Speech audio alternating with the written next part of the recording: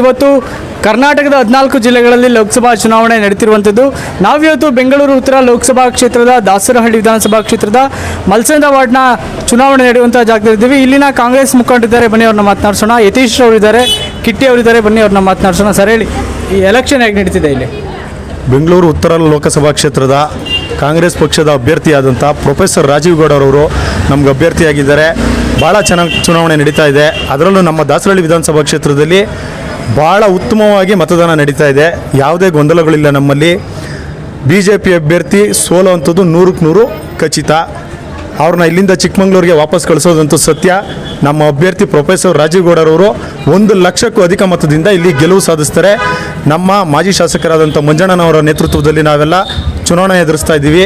ಭಾಳ ಚೆನ್ನಾಗಿ ಚುನಾವಣೆ ನಡೀತಾ ಇದೆ.